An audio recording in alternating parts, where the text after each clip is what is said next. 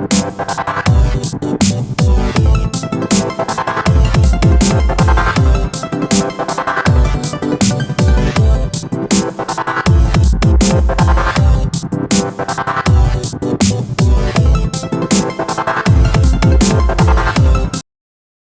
you guys, this is your girl, Coach Ebony Nicole, the Vice President of the Rochester Black Authors Association, here with you this afternoon for our second season of the Black Authors Rock podcast. Now, y'all know, like last season, your girl loves to talk. So I love to interview people as well, and to be able to do both is up your girl's alley.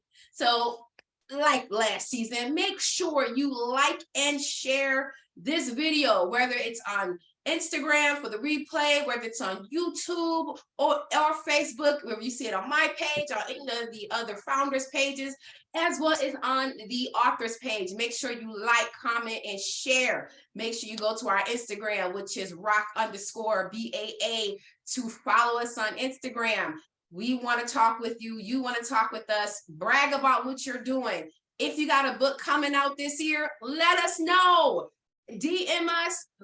Hey, this is what I got coming out. Can you share and promote this? Absolutely. We love our Black authors, our Black and brown authors. We want to make sure that we help spread the word about you.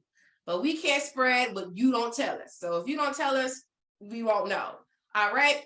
So another thing I want you to do, if you are an author, all right, or if you're working on becoming an author and your book will be published this year by June 3rd, I want you to stay tuned. I want you to save the date of June 3rd to meet us here in Rochester, New York for the 7th annual Black Authors Expo. We are excited, you guys. We are over the moon with excitement. It's going to be a 3-day event. All right.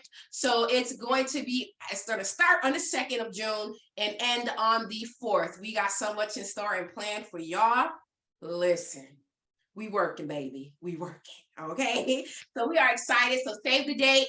The expo itself is going to be on June 3rd here in Rochester, New York. And we want everybody here. We want you all here. If you joined us in the past 6 years, then definitely got to be here for year 7. With that, we're going to get into it. We have our first guest, Anaya, right? Ayanna. Listen, child. It's all right. I'm sorry, honey. It's okay. We have our first guest here for our second season, and we are very excited. So go ahead, tell us who you are and where you're from. Absolutely. Hi, everybody. I'm so happy to be here with Rochester Black Authors. My name is Ayanna McNeill. I'm from Brooklyn, New York. I am the owner of Harriet Return. I am an author, writing coach, editor, and life coach. And I'm just so excited to be here this afternoon to talk to Ebony, have a good time. And I'm pulling up on the 3rd of June. I'm going to pull up. I'm going to be in Rochester. Excited to have you. And you were the first person that registered. So I love being first. I love that. I love that for me. And I got a gift for you. Well, this isn't mine. Well, this one is my name. I'm going to send you a mug like this, but it'll say published author on the front instead of Ebony Nicole. I love it. Because you're our first person. So I'm going to send that. I'm going to put that in the mail for you next week. Thank you. You're welcome. So you mentioned Harriet Returned. What is that? So Harriet Returned, of course, a homage to Harriet Tubman, is my company. I created a company 2 years ago to share my artistry with the world. I've been writing for over a decade. I actually self-published my first book in 2009, a collection of poetry. I've been performing and reading poetry since I was in high school. And I've always loved to create and to tell stories. And I created a company where I could share the stories that I create and also help others create their own stories and share their own stories. I'm very passionate about, especially Black and brown voices that are often marginalized, having a space to tell the stories that they want to tell. So Harriet Return is a company that helps writers write. and we are invested in creating space for stories to be told. So Harriet Return was developed so that you could tell your stories and help others do so. Who have Correct. you helped so far? Great question. So actually, it everything happens organically and Yeah. divinely. I had about 6 or 7 of my friends from different areas in my life, from work, from school, from childhood, hit me up randomly and separately, like, oh, I want to write. You wrote, I see you hustling, you doing your book thing, you doing your author thing. I want to write. And how did you do this? How did you go about that? So I was like, let's just create a space where we Yeah. can come together and support each other. And from that, we have created and we're in the process of finalizing a nonprofit called Writing Our Own Stories, Inc. Oh And wow. Okay. so it's now 5 of us. Unfortunately, we had one of our members pass away last year, but it was 6 of us. Shout out to Chantel, rest in peace, Chantel. And we created an organization. So all of us actually came out with an anthology last June. So every last one of them are now published authors in their Yes. own right and working on their own individual projects that will be dropping at some point throughout this year. And I'm excited to support them. I support as the executive director in the organization, and everybody is also board members and have their own titles. And I'm also the in-house editor, so I support Mhm. in that capacity, and it's incredible. I have separate writing clients that I work with. I edited an anthology that's coming, talking about Black men and mental health. So I'm out in these Ooh. streets working. I'm working. Ooh, that okay, Black men. I'm gonna need some information on that Absolutely, because our men absolutely. need safe spaces as well. They need to know what's going on up here. It doesn't. You can bring. You can let it Absolutely. out. You can let it Absolutely. And out. it's going to be a powerful anthology because Yeah. it is from the lens of Black men. Black and brown men Yeah. are telling their own stories of their triumphs and their trials dealing with Yeah. mental health. So I'm excited for that to come. And I'm actually going to tell the editor and creator of the anthology to connect with you so that he can come and do his own interview. Yes, absolutely. We welcome authors from all walks. It is dedicated to Black and brown authors, but I tell people, hey, you don't have to be Black and brown to be interviewed, but just know this is a platform for Black and brown writers and authors. Absolutely. So And we yeah, need anyone that. who's We need our got spaces. We yes, need absolutely, absolutely. Well, one of the things I always ask authors is, uh, you said you started off, this was like something that you wanted to do for yourself, but what drew out the poet in you? Where did that come from? I know you don't just wake Mhm. up one day, I want to put these words together and express myself. Yes. What was the initiating point for that? So I have to give credit to my older brother, Anthony.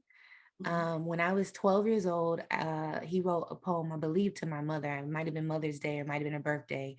He wrote her a poem, and I was just like kind of floored with how he used words. And I was like, well, if he could do it, I can do it. Little sibling challenge and rivalry, I guess. And I wrote my first poem at 13, 12 or Oh wow. 13. It's actually the only poem I've ever committed to memory, which is crazy. I've had hundreds of poems I've We're written. gonna hear that one, right? Yeah, I'll spit it. I'll spit it. Okay. So in a Um, minute, yeah, we want to hear it. got you. And I wrote it, and then I was like, this is fun to use words in this way Mm-hmm. and express myself. I think I've always been expressive. This was just another way to do it. Yeah. But poetry really became something for me in high school.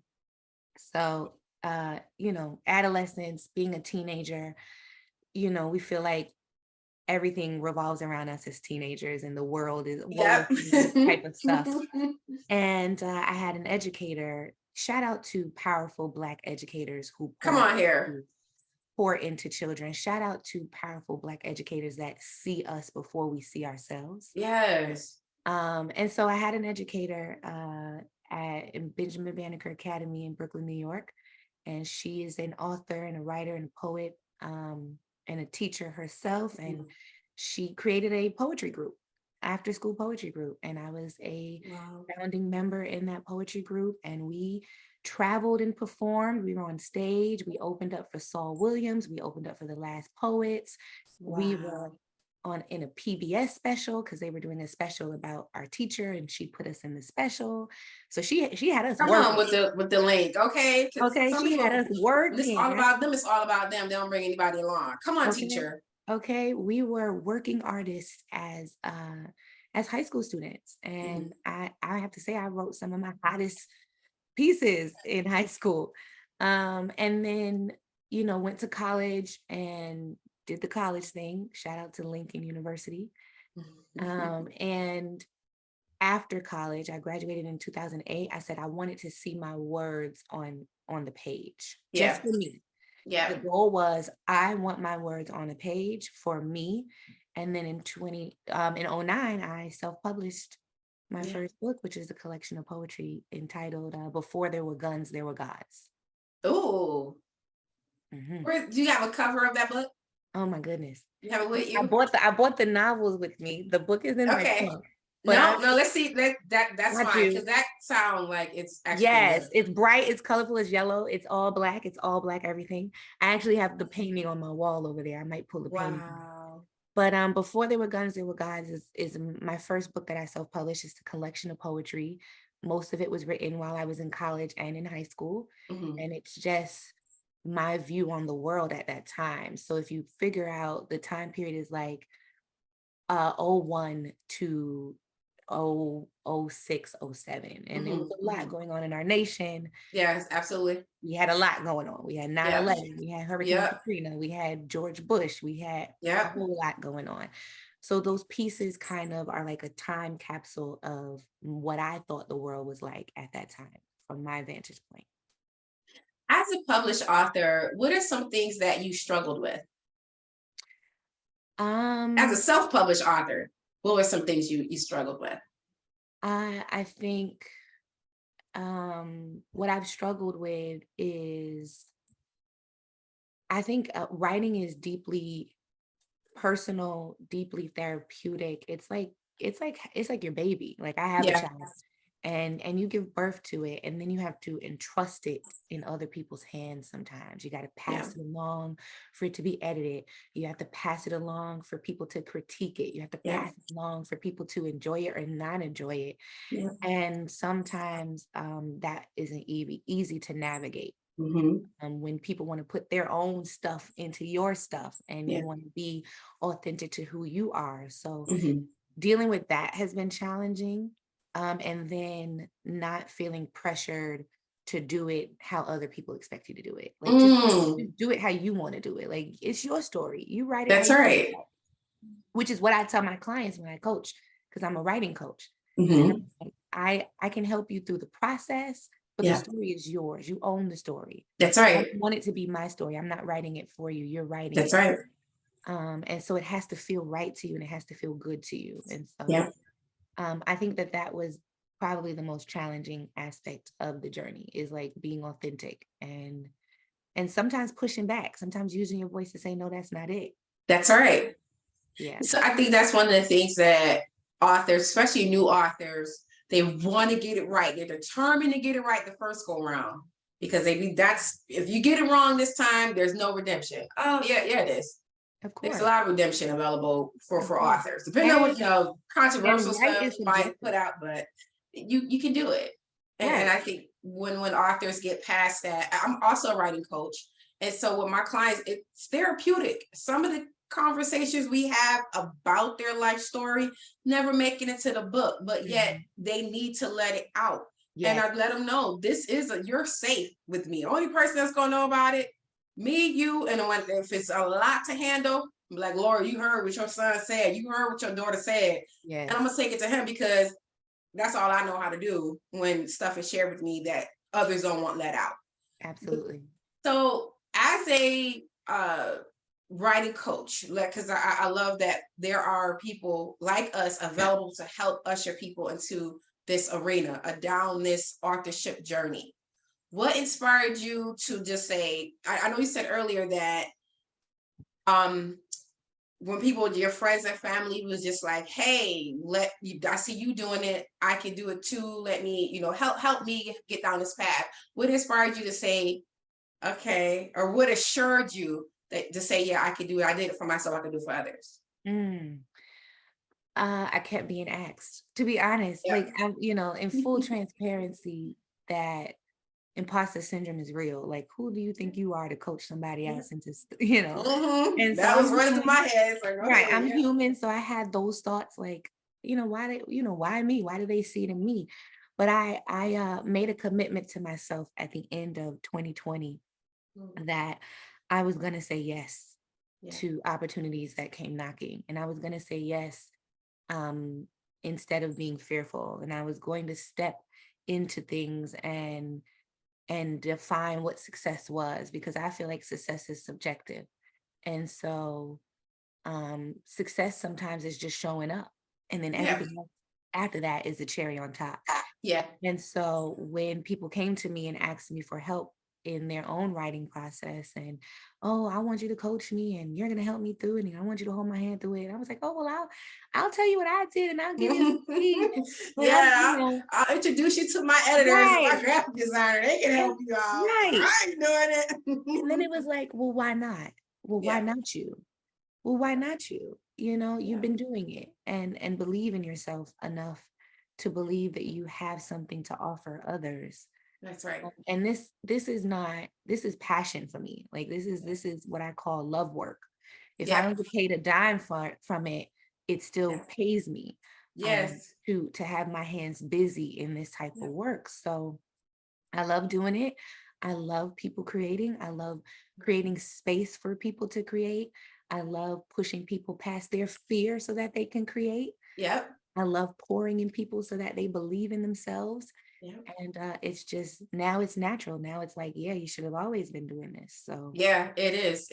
It's one of those things when it comes to operating in your gifts, because everybody's not gifted to coach, because there's a mhm, certain level of patience mhm, that you need, a certain level of empathy and sympathy that you mhm, need, because sometimes you can't all people will tell you something about their life, you've never experienced it, so you can't say, oh, I sympathize with you. No, you can't. You just have empathy for me. correct. But you need those things in order to give people the space and the security to know she's not or he's not just about the dollar, but this person actually want to see me healed, whole, and at a space where I can safely and securely share my story. Absolutely. So I love Absolutely. it, love it, love it, love it. So what are some rewards for you? What were some rewards that stepping out, being a writing coach has awarded you? Stepping out and being a published author. What were some awards? Not like awards like accolades, like I got this award here, but Mhm. just your all around awards. Um, a really huge one for me. Um, I told you we're I'm sorry, it starting would be rewards, not awards. reward. Rewards. Got you. Got you. Rewards. Yeah. Um, I told you we're starting an organization, Writing Our Own Stories Inc. And we had a member who passed away last July, Mhm. and she was just adamant about her dream of becoming a published author. I want to be a published author, and I knew her from high school. Like I said, these women knew me in different periods in my life. Mhm. And I was like, okay, we're gonna get it done. We're gonna get it done. You want to be a published author? We're gonna do it. We can get it done. And we, as a collective, published our anthology, our debut anthology for the organization, entitled For Black Women by Black Women. Mhm. And we released it on her birthday, June 30th last Wow. year. And she became a published author on her 35th birthday. And her dream was fulfilled. And Oh, that was rewarding for me to see her oh, overjoyed, to see her celebrated with us. We did a book launch. Her family celebrated her. She was, posting online, and she got to fulfill that dream. yeah. And it just was full circle for me. It was like, this is why I'm doing this. This is it. And it solidified the purpose for me. behind the work. And so I would say that was probably my most rewarding moment. And shout out to Chantel for all of the lessons that she's taught me. That was one of them that she taught me. But um, definitely my most deeply rewarding moment as a coach and helping someone else come to their dream. Me as a writer, there's so many moments that reward me and fulfill me in this. It's just sometimes it's just the little things. Like I get on stage and I spit a poem and then somebody's like, yo, that was the hottest thing I've ever heard. Like, or I get excited when the next chapter is written for the next book, or I never thought I would write children's book, and then I became a mother, and now I got 2 children's books I'm sitting on, and I'm working on getting out this year. So there's so many things that I feel rewarded in this walk as I create, Yes. that keeps me creating, and just connecting with people. Like sitting here with you today is rewarding. Yes. Connecting with people on social media, connecting with people in the community, doing the work is the reward for me. And that work that you're doing and helping others down this path, because we know years ago there were no writing coaches. Years ago there were no people would be act as gatekeepers to this path, to this road, and it's like, well, I can tell you what to do, but just go forward and do it. Or they'll give very vague information, and then you sitting there like, now what? And it's like, or there was when I began I wrote my book in 2010 and I published in 2012. But between that time, it was so much information to take in that I consumed it all and I applied it all. And I'm just like, I don't know if this is right, but I'm gonna go ahead and do it because they said, and then they said. So I think it's being able to show people down this path of authorship and avoid those pitfalls, avoid those things that will make someone give up before they even truly got started. And true empowerment. I'm about empowerment. Like I don't want to, like you said, the keyword gatekeep. I don't want to harbor and hold hostage information and like you can only get it from me. No, I want you to know what I know. Absolutely. I want you to be deeply like sit next to me. This is how I did this on KDP. This is how I connected with this. This is how I did this. Like I want you to know the game so that you can go ahead and do what you got to do. That's right. Pigeonhole you into meeting me because that serves my ego and I'm not about that. That's gonna get broken real quick. Right. I really want people to be free. The motto of my entire company is the cost of freedom is faith. That's my motto. Yes. Return. I really am about freeing people. I really am about giving people access. And so I've not like I work, I have 9 to 5s, I have other hustles. This is not my bread and butter, but this is my passion, and it serves me well to do the work and to do it with integrity and to do it with love. Oh, absolutely. And I think you have to enjoy what you do. There was a saying that goes, if you love what you do, you never work a day in your life. And for me, I have not worked a day in my life with my business since 2016 when I launched it. I have not. This is just what I love to do. It's just, oh, you want to write a book? I get excited when people say, or a lot of people call me coach. Coach, I want to write a book. Okay. Let's get it. Right. Let's get it.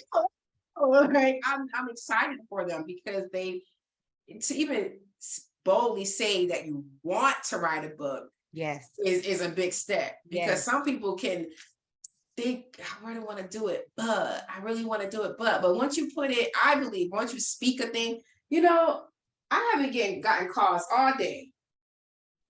Now people want to call me. That's my mother. I'll call her back. Mamas don't care. They don't care. She don't. So, but when it comes to, I lost my train of thought. Lord. I think you were making a point about people affirming, like when they say, I want to do it, and it's Yes, thank affirming. you. Thank you. So when it comes to speaking a thing, you don't put in an atmosphere, the right ears have heard it. So Yes, now that's it. you're gonna be question like when the book coming out. When people tell me, Coach, I want to write a book. Okay, we out doing other stuff. And then when I see you at another event, when that book, you can write the book. Are you writing the book? Are you working on the book? When is it due? You got a launch date yet? Let me know. So I'll be there. I'll support you. But you got to speak it. And that's the first step on this journey is to just, I want to write a book. And then from that point, everything lines up for you to do it. Everything. The universe conspires to bring us to our destiny. Always. It never fails. And I tell people all the time, it's when you are afraid to do it, that's when you know you have to. Mm-hmm. That's when you know you have to. Because at that point, as a believer in Christ, I believe that a lot of my clients are faith-based men, women, and children. I believe that once you put out there, I want to do this, God, like, good. Now, what's before, and I might or may not be in line for God's plan for you to get it done. Just because you told me, God might be like, yeah, I'm glad you told Abby. Now she's going to annoy you, but I got somebody else that's going to help you get it done. Mm-hmm. That doesn't bother me. Just get it out. Right. And just know once that fear sets in and the enemy start, oh, who's going to buy it? And what if you release this? What are they going to think? What did God say? Thank you. What's for you is for you anyway. What's for you is for you anyway. Like that. I'm glad that I've never felt that type of pressure when I created. Honestly, my 2 novels that I have under my belt, I wrote completely for fun. I didn't even write it for consumption. I was bored in college. I was bored in college, and that was around the time where the hood books and the Eric Jerome Dickies and the Fly Girls and the True to the Games. And I always did poetry. Poetry was my niche and my comfort zone. Yeah. And I said, well, let me see if I could write something other than poetry. And I sat down and I wrote this story, like threw my friends in the mix and like made up this whole story. Like it just came out of the blue. Yeah. And that was it with it. And I shared it with some folks and I was like, this was fun. This was cute. This story is wild. This story is crazy. And then fast forward years later, I joined a writing group with my then mentor. And she was helping individuals in Brownsville, Brooklyn write, doing the work. And she was actually the same teacher that created the poetry group in high school. So we were already deeply connected. Yeah. And I came to the writing group and I was like, well, I don't want to read a poem every week in this writing group. Like everybody else is working on books. Everybody else is working on short stories or fiction. So let me dust off this little story I wrote years ago in college and I'll just share it in the writing group. So I have something to contribute. Well, honey, they was like, hold up. This is crazy. Like every week we met on Saturdays every week. And it was like, when are you reading the next chapter? It was like a TV show. They were like, we ready for Ayanna to read next. And it became a thing. And they were like, you've got to publish this book. And I was like, I don't want to put this out. Like, I just wrote this for fun. They were like, no, you need to publish this. So I published it. And they were like, so when's book 2? And I was like, I'm not writing another book. I just did. I just gave you one. Right. You better enjoy one. Leave me alone. So guess what I did? I got to my computer and started to write, and it just flowed. And then when book 2 was done, I thought I had ended it because I had ended it, you know. And they were like, no, just give us one more. So that's funny. I am in the process of finalizing the 3rd book in the series. It will be done with book 3. We'll see. But right. Don't say that. I just, that's just the way it works for me. Like, I'm just going to be obedient and I'm going to listen when I'm called to do something. Like, it's divine. These stories were something I just did for fun and personal, and it became something that could be commercialized, that could be sold, that people were interested in.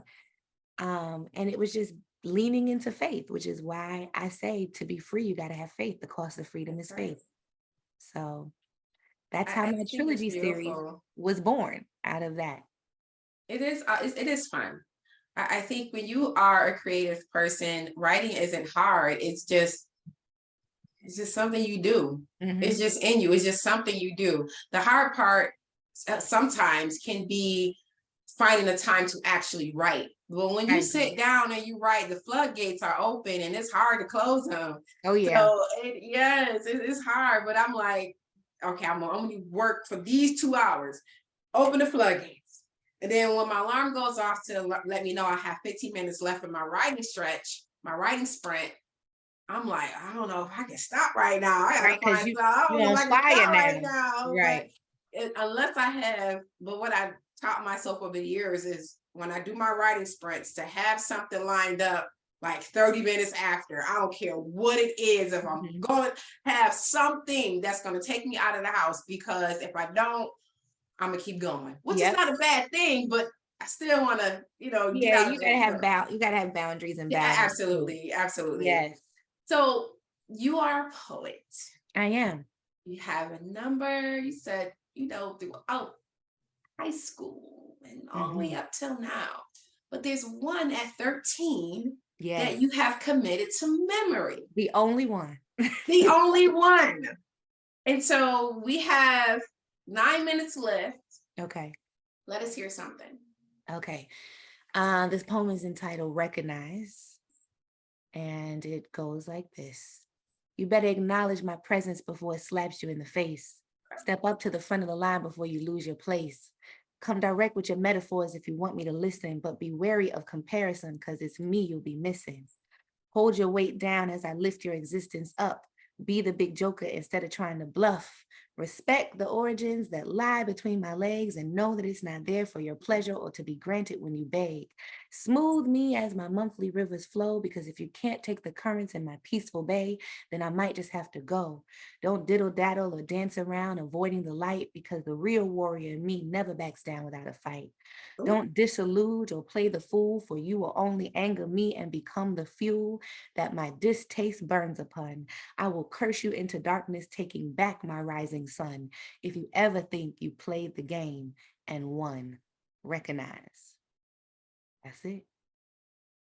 First of all, you were 13.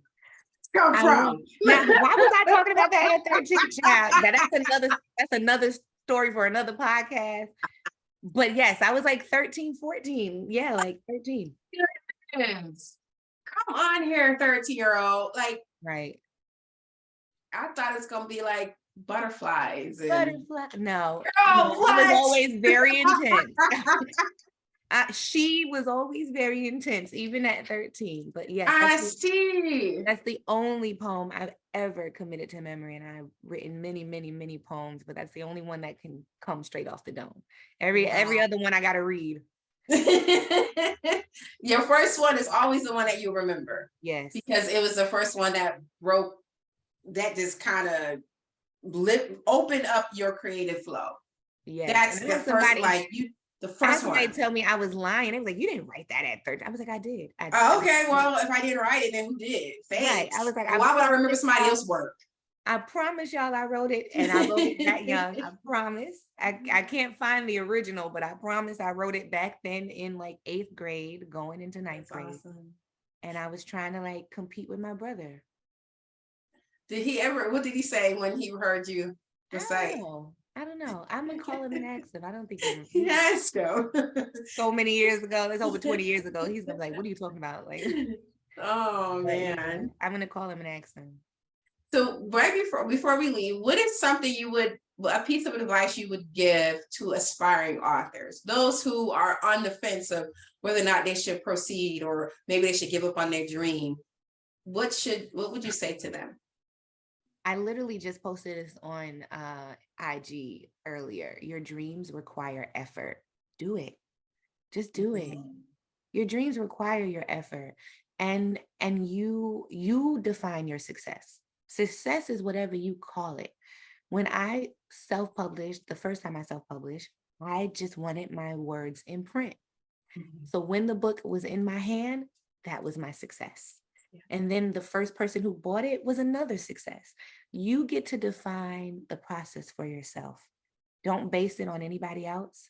Don't look at anybody else's sales. Everybody's going to tell you, oh, I can make you a multi this and a multi that and da da da da and Amazon #1. And those things are great if that's what you aspire for. But you be focused on what brings you your peace, your joy, and your fulfillment, and do it. Do it. Even if it's just for you. That's right.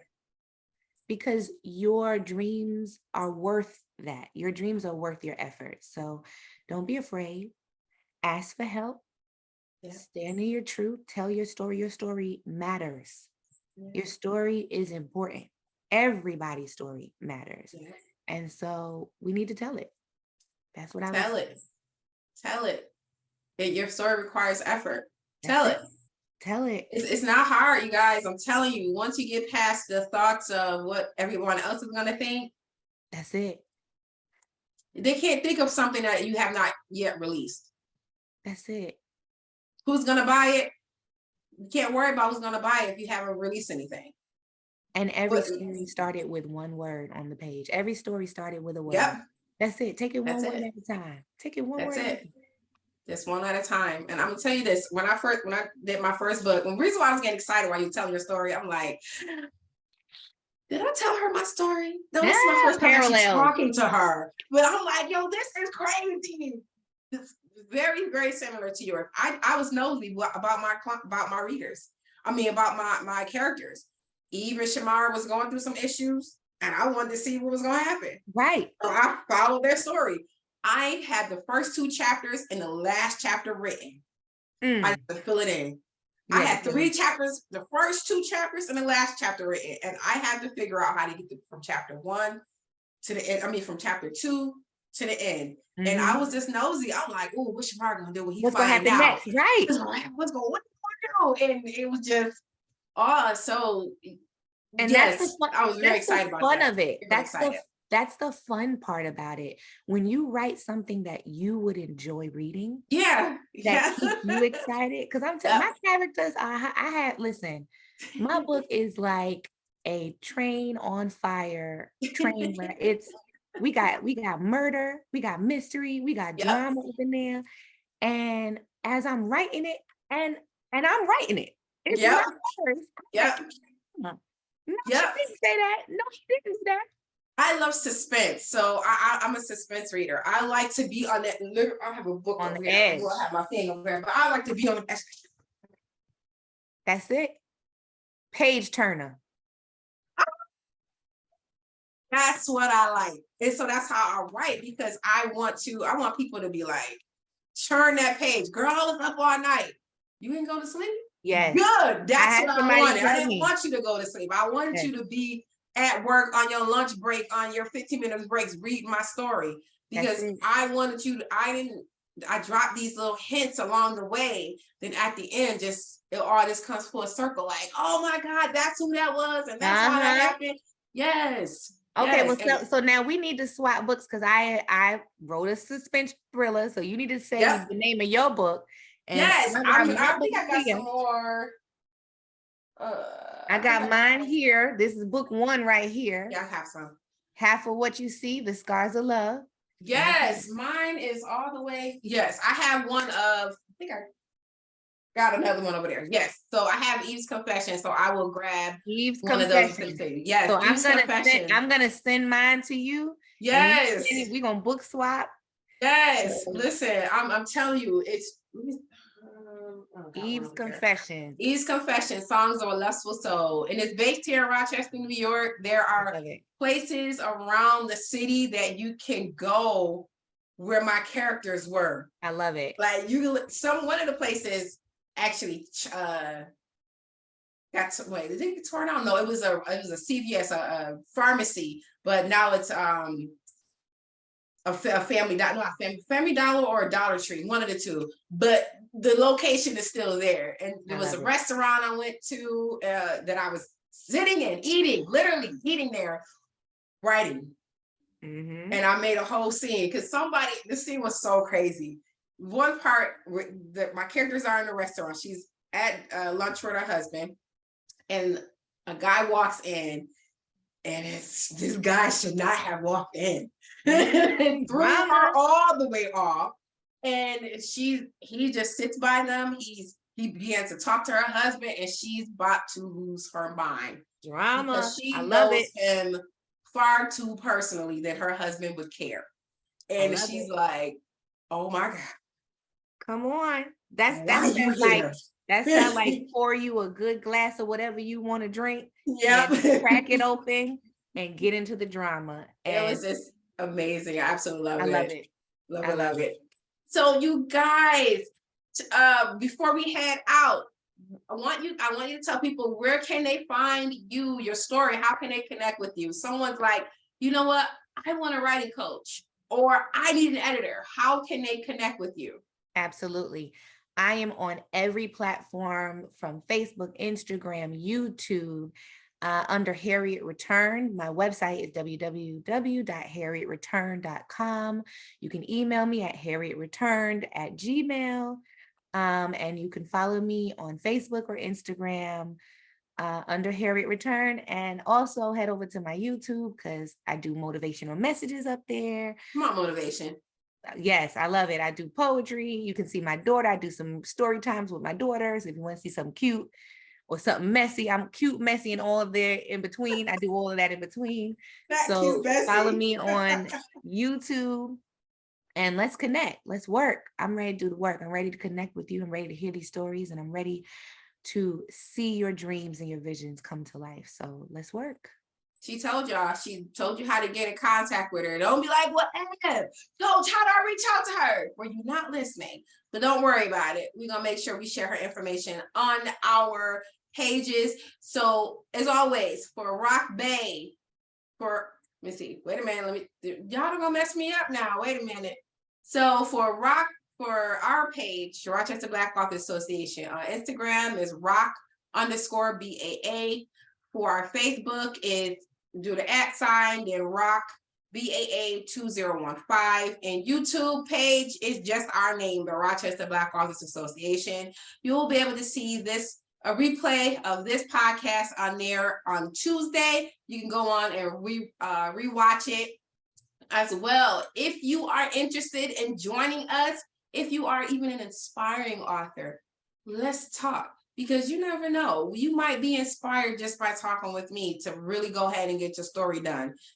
And we care. So you can go over to our website, rockbaa.org, to register for your spot to chat with me, okay? And it is free. We do ask for a $10 or more or less donation, but it is not required. It's just an ask, okay? You come on and we just have a conversation. That's simply it. That's all we're doing is a conversation. Don't be nervous. Don't be like, oh my God, what I'm gonna say. Don't worry about it. I'm just gonna ask you some questions. You just answer them. That's it, okay? I am so excited to have this author with me here today. Ayanna. Yep, you got it. You got it. Get you messed up. You got it. You got it. You are. You got it. I'm so excited that you have joined us here today. Thank you so much for the opportunity. You are very welcome. And I'm make sure don't go away, because I got to get your information so I can send you your mug plus a copy of my book. As always, I am your girl, Coach Ebony Nicole. You can find me on Instagram at Coach Ebony Nicole, Facebook at Coach Ebony Nicole. My website is ebonynicolesmith.com for all books, journals, writing courses, everything that you need. You know your girl got it. So until next time, see you guys. Bye. Thank you so much, Ebony. You're welcome.